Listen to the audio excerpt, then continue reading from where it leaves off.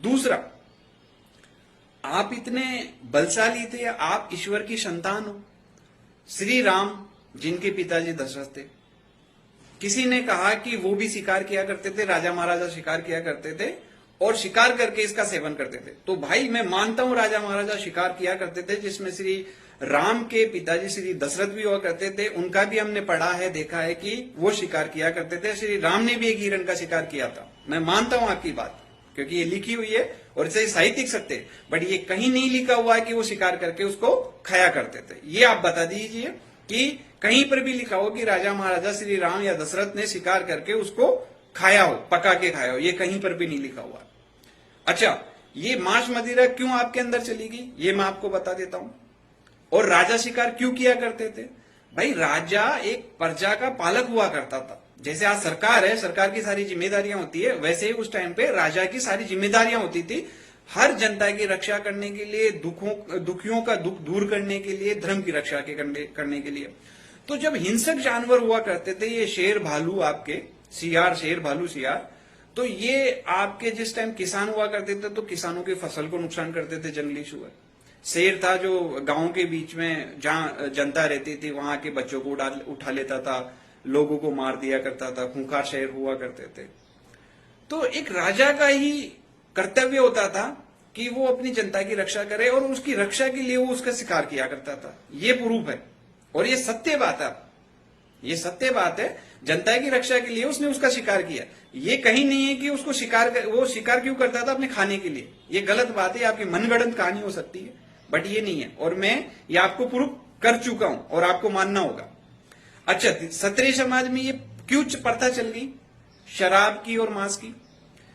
क्या हुआ कि मैंने भी पढ़ा है, देखा है, जब आपके देश में ब्रहा आक्रमणकारी, विदेशी आक्रमणकारी आपके देश को लूटने के लिए आए, जिसमें आपके तुर्क थे, मुगल थे, ये भी बलशाली थे, बहुत बड़े बलशाली थे। इनका शरीर बड़े लंबे कद का हुआ करता था। ये सामने वाले को लड़के और हरा दिया करते थे। तो आपके राजाओं में जो राजपुरोहित हुआ करते थे, उनमें से कई लोगों ने कहा कि आपको इनको हराने के लिए इन जैसा बनना होगा, इन जैसा बनना होगा, इसलिए आपका खान पान भी इन जैसा होना चाहिए। भाई सामने वाले जैसे आप किसी हष्टपुष्ट व्यक्ति को उस जैसा बनने के लिए क्या करोगे, उस जैसा ही बनोगे। तो उस जैसा कैसे बनोगे? जो उसका खान पान है, उसका रहन सहन है, वेशभूषा है, वैसे ही करोगे। तो फिर कई क्षत्रियों ने ये खान पान अपने अंदर अपना लिया, उन जैसा बनने के लिए, उनको हराने के लिए। ठीक है। अच्छा, सूरा जो आज की शराब है वो क्यों बनी थी? जब युद्ध हुआ करते थे, युद्ध के अंदर कोई घायल हो जाता था, जैसे हाथी घोड़े ज्यादातर यूज होते थे, वो घायल हो जाते थे, तो वेदों ने सूरा बनाई, जो आज शराब बोलते हैं उसको।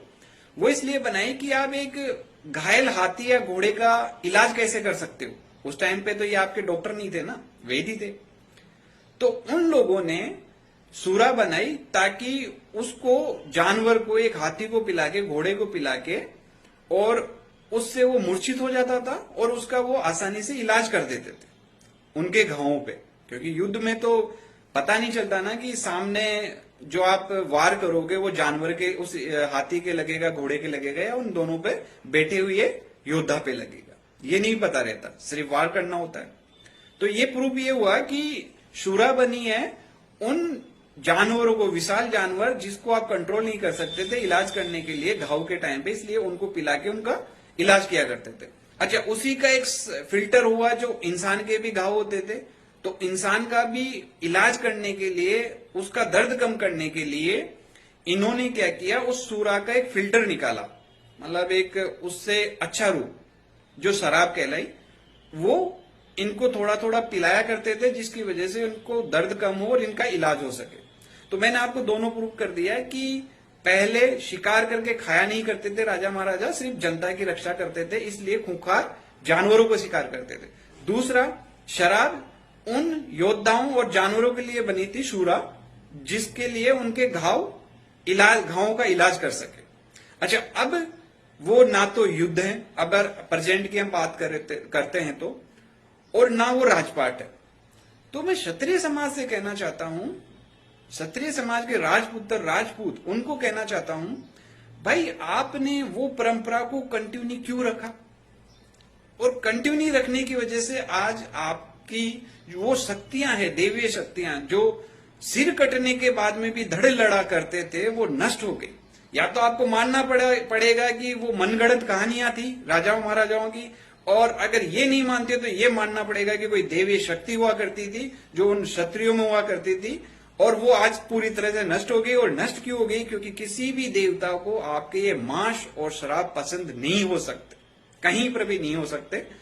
अच्छा, आप इस चीज को मान रहे हो, अगर नहीं मान रहे हो तो आप क्षत्रिय नहीं कहला सकते, और मान रहे हो तो आप क्षत्रिय हो, क्योंकि ये आपको अमल करना होगा, इस पे अपना दिमाग लगाना होगा कि ये वास्तव में वो चीजें सच्चाई थी, युद्ध सच्चाई थी, सर कटे हुए योद्धा लड़ते हुए वो सच्चाई थी, तो आज वो सच्चाई क्यों नहीं रही? वैसे आज लोकतंत्र है, राजतंत्र खत्म हो गया, लोकतंत्र है, बट लोकतंत्र में आज भी राजपूत है, और इस लोकतंत्र में कहीं ना कहीं अभी भी क्षत्रियों की बहुत बड़ी जरूरत है।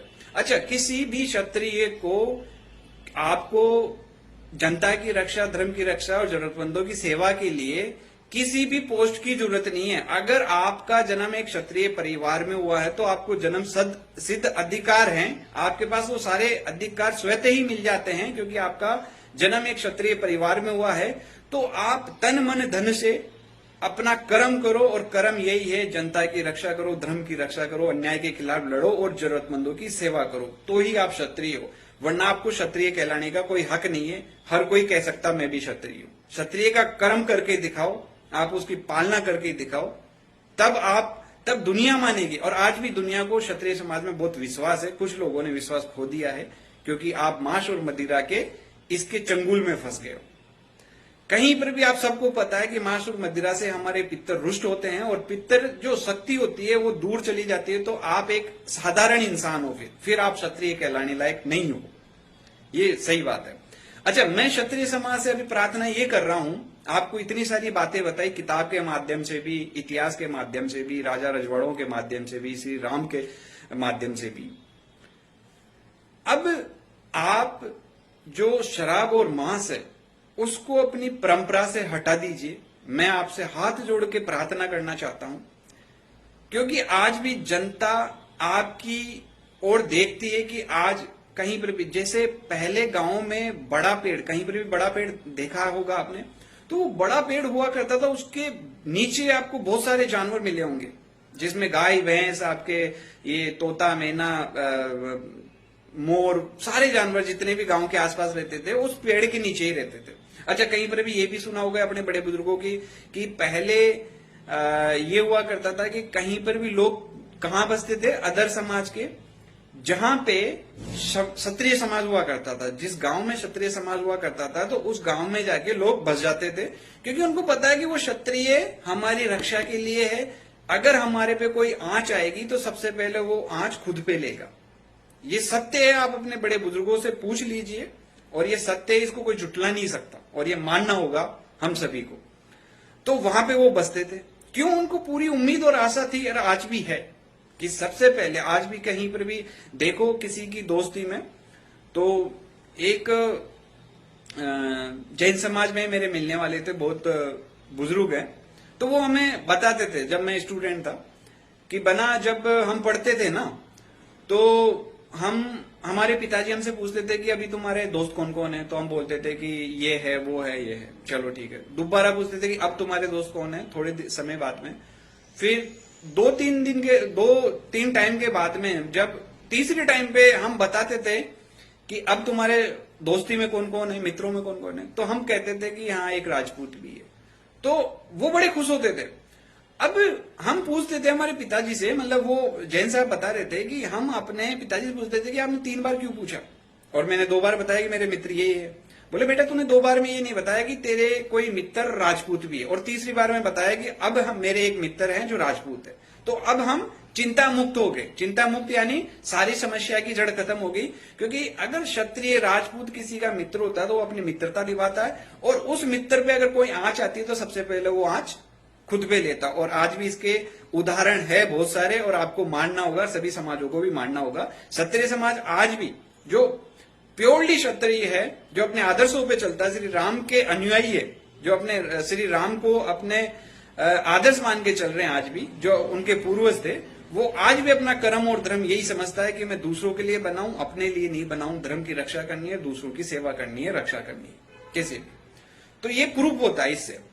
अच्छा, अभी मैं आपसे ओवरऑल यही कहना चाहता हूं क्षत्रिय समाज से, राजपूत समाज से, भाई बहुत सारी मैंने बात आपको बता दी और आप दिमाग लगाओगे तो ये प्रूफ हो गया है कि मांस और मदिरा आपका सेवन नहीं है। बीच में मुगल आ गए थे और उनको हराने के लिए, उन जैसा बनने के लिए हो सकता है कि आपने ये चीज अपना ली, लेकिन अभी समय की मांग है, ये चीज आपकी नहीं है। अब वही पवित्र क्षत्रिय बन जाइए, अपने पितरों को खुश करने के लिए, जुझारों को खुश करने के लिए वैसे ही बन जाइए और दूसरों के लिए जियो। आप धर्म की रक्षा के लिए जियो, जनता की रक्षा के लिए जियो, उसके लिए जियो, और उसके लिए आपको मांस और मदिरा त्यागना होगा। अच्छा, जो नहीं त्याग सकते हैं, कि कई लोग होते हैं कि नहीं साहब मैं तो नहीं त्याग सकता, ये सब चीजें मनगढ़ंत है शरीर को बनाने के लिए से, तो शरीर को बनाने के लिए बहुत सारी चीजें आज भी, जो शुद्ध शाकाहारी जीवन जीता है ना, उसकी आयु बहुत ज्यादा होती है। आप गांव में देख लीजिए, आप जैन समाज में देख लीजिए, आप ब्राह्मण समाज में देख लीजिए, जिन समाजों में मांस और मदिरा का सेवन नहीं होता है और शुद्ध शाकाहारी है, उनकी आयु आपसे ज्यादा होती है। ये प्रूफ है, आपको मानना होगा। अच्छा, आप अगर जो लोग नहीं छोड़ सकते हैं, जो बिल्कुल इसके बिना नहीं रह सकते हैं, तो मैं उनसे हाथ जोड़ के प्रार्थना करता हूं कि भाई आप ऐसा कीजिए, आपका ये शौक मांस और मदिरा पर्सनल हो सकता है, व्यक्ति तौर पे हो सकता है, सामाजिक परंपरा के तौर पे नहीं हो सकता। तो जो राजपूत समाज, क्षत्रिय समाज अपनी बेटों की शादी में मांस और मदिरा का सेवन करता है, वो आज से ही बंद कर दीजिए। इसको बंद करना होगा। और आपको अगर खाना पीना तो आप पर्सनल तक रखिए, आप समाज की परंपरा से मत जोड़िए। तो जितने भी बाराते और आपके सामूहिक आयोजन होते हैं समाज के, उसमें आप बंद कर दीजिए, क्योंकि आपको अपने क्षत्रिय धर्म को बचाना है। और नहीं बचाना चाहते हो तो आप इस परंपरा को खुद तक रखिए। सभी समाज के लोग आगे आइए और अपनी बहन बेटियों की शादी में जहां पे शराब और मांस की डिमांड हो जाती है, वहां आप मना कर दीजिए, ये नहीं होगा। और अगर इसको आप नहीं हटाना चाहते हो तो आपका खात्मा, मतलब आपकी क्षत्रिय धर्म का नाश होना कोई भी नहीं रोक सकता, कोई भी नहीं रोक सकता। और धीरे धीरे आप लुप्त हो जाओगे, आप साधारण इंसान ही कहलाओगे। क्षत्रिय वो है, महावीर स्वामी कौन थे, गौतम बुद्ध कौन थे, जो 650 ईस्वी के टाइम पे हुए, वो क्षत्रिय थे। आप उनका इतिहास पढ़ लीजिए, वो क्षत्रिय थे और उन्होंने अलग अलग धर्मों की उत्पत्ति कर दी। देखिए अपनी ताकत देखिए। महावीर स्वामी ने जैन धर्म बना दिया, जो आज इतने बड़े जैन हैं, वो क्षत्रिय उस समाज को फॉलो कर रहे हैं, महावीर स्वामी को फॉलो कर रहे हैं, जो आपके क्षत्रिय थे। और आज वो समाज कहां पहुंच गए? गौतम बुद्ध कौन थे? क्षत्रिय थे, जिन्होंने आज बौद्ध धर्म का निर्माण किया है। और आज बौद्ध धर्म आप सिंगापुर, मलेशिया, इंडोनेशिया, चीन, यहां जाइए, मतलब जिन्होंने बौद्ध धर्म इतना बड़ा फैला दिया, वो क्या क्षत्रिय नहीं थे क्या? और इन दोनों धर्मों की खासियत क्या है? ये दूसरों की रक्षा, दूसरों की सेवा के लिए जीते हैं, जीवों की रक्षा के लिए जीते हैं। तो मैंने आपसे ये बात इसीलिए की है, आपको जगाने के लिए, क्षत्रिय समाज को जगाने के लिए। क्षत्रिय अपने आप को पहचाने और दूसरों के लिए जीना सीखे। ब्राह्मण का कभी अपमान मत करना। ब्राह्मण आपके सब कुछ, ब्राह्मण देवो भव है, ये किताब की लिखी हुई बात नहीं है। ब्राह्मण देवो भव है। जो ब्राह्मण आपको बना सकता है, तो अगर आप उसका अपमान करोगे, इज्जत नहीं करोगे, तो वो आपको मिटा भी सकता है। ये आपको बात माननी होगी। तो ब्राह्मण आपके देवता हैं, उनको खुश रखिए। पितरों को, जुझारों को, अपने इष्ट देव को खुश करने के लिए मांस और मदिरा का त्याग कर दीजिए। त्याग नहीं कर सकते हो तो कम से कम समाज से इसको मिटा दीजिए। यही मेरी आपसे विनती थी और यही मेरी आपसे प्रार्थना है। इसको एक्सेप्ट कर लीजिए और एक क्षत्रिय वो बन के दिखाइए, श्री राम बन के दिखाइए, महावीर स्वामी बन के दिखाइए, गौतम बुद्ध बन के दिखाइए, जो आज इस समाज को जरूरत है। और जरूरत क्यों है, मैं अपनी वार्तालाप में आपको बता चुका हूं। जय माता जी, जय हिंद, जय भारत।